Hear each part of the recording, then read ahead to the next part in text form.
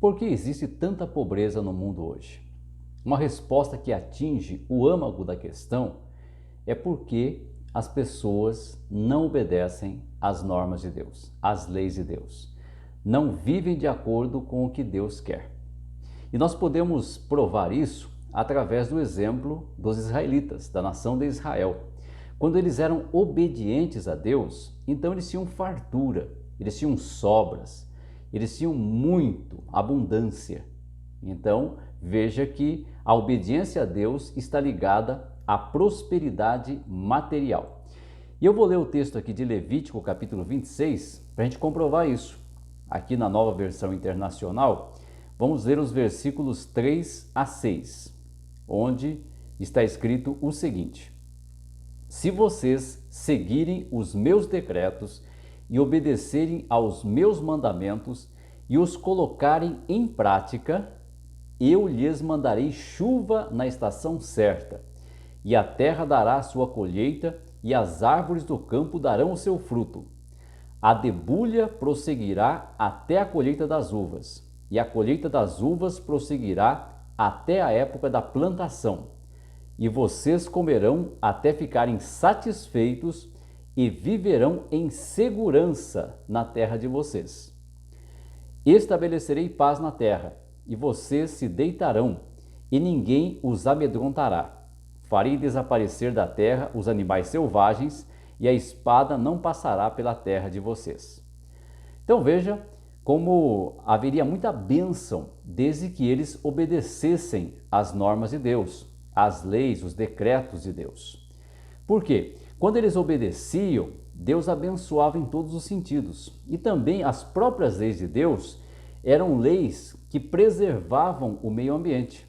Você pode ver isso aqui em Deuteronômio capítulo 20, versículo 19, onde temos uma lei de preservação ambiental, que nos diz o seguinte: quando sitiarem uma cidade por um longo período, lutando contra ela para conquistá-la, não destruam as árvores dessa cidade a golpes de machado, pois vocês poderão comer as suas frutas. Não as derrubem. Por acaso as árvores são gente para que vocês as sitiem? Então perceba que mesmo em época de guerra, eles deveriam preservar a natureza. E se eles fizessem então isso, o que aconteceria? Não havendo desertificação, então haveria bastante oxigênio, as chuvas seriam regulares, eles teriam abundância então de alimento, porque tendo bastante chuva, os alimentos iriam crescer. Veja que tudo que eles fizessem, de acordo com a lei de Deus, daria certo, porque as próprias leis de Deus também são leis que preservam o meio ambiente. Agora, se eles não fizessem caso das leis de Deus, das leis divinas, se eles não preservassem o meio ambiente, se eles criassem a desertificação, tirando as árvores, o que aconteceria? Um desequilíbrio na natureza. Faltariam chuvas, com isso não haveria colheitas, não é? Então veja como tudo é um processo. A obediência leva à prosperidade. E também, por serem obedientes às leis morais de Deus, eles teriam uma vida muito bem sólida, uma vida familiar sólida, teriam filhos obedientes, porque ensinariam os filhos não só por palavras, mas também pelo exemplo. E o exemplo fala muito mais alto do que as palavras, não é? O exemplo causa muito mais influência naquele que vê o exemplo. Então veja quanta coisa boa haveria por servirem a Deus como Deus queria, por seguirem as leis de Deus. Isso para nós é algo interessante, termos esse conhecimento. Então, quando eles de forma coletiva obedeciam a Deus, eles tinham prosperidade também de forma coletiva para todos, né? Todos teriam prosperidade material, prosperidade de saúde física, mental, emocional e também prosperidade espiritual. Mas o que acontece? Infelizmente, eles desobedeceram e colheram esses maus frutos. Até nos diz aqui Isaías capítulo 24, vamos ler aqui os versículos 4 e 5, e eles nos dizem o seguinte, começando aqui com o 4 até o 6. A terra seca se murcha, o mundo definha e murcha, definha os nobres da terra. a terra está contaminada pelos seus habitantes, porque desobedeceram às leis, violaram os decretos e quebraram a aliança eterna.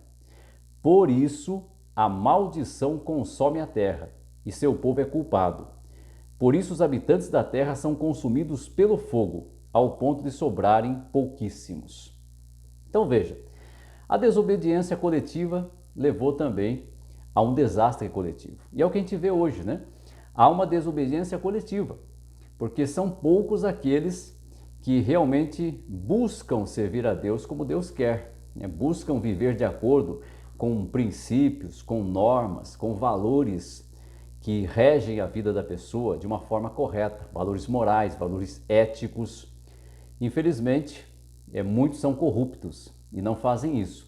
E por conta disso existe um problema coletivo na humanidade, de fome, de miséria, de desigualdade social e assim por diante.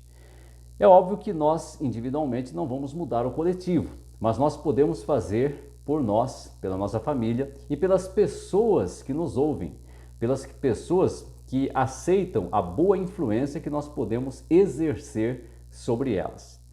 Então, quando nós buscamos, trabalhar de forma correta, buscamos fazer uma entrega de nós, o nosso produto, da nossa prestação de serviço, da melhor maneira possível, fazemos com amor, com zelo, com afinco, com honestidade, nós vamos colher bons frutos, nós vamos ter bons resultados, porque um trabalho íntegro, feito com esmero, evidentemente vai trazer prosperidade.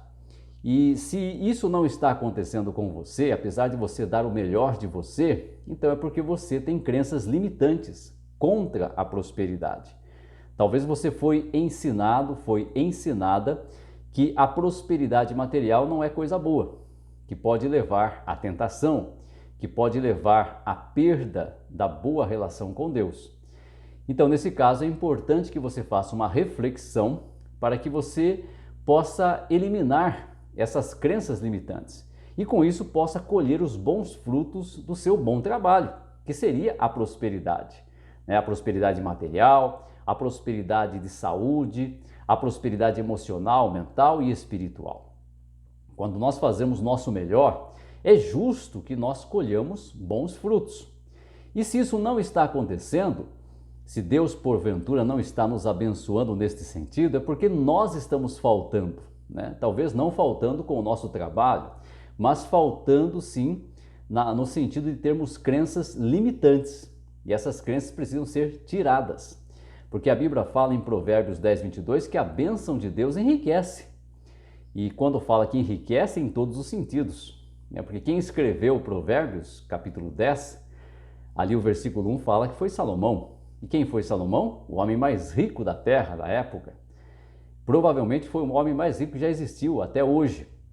Então, se ele escreveu que a bênção de Deus enriquece, ele estava falando de riqueza em todos os sentidos. Espiritual, material, riqueza mental e emocional, riqueza familiar, riqueza de saúde física.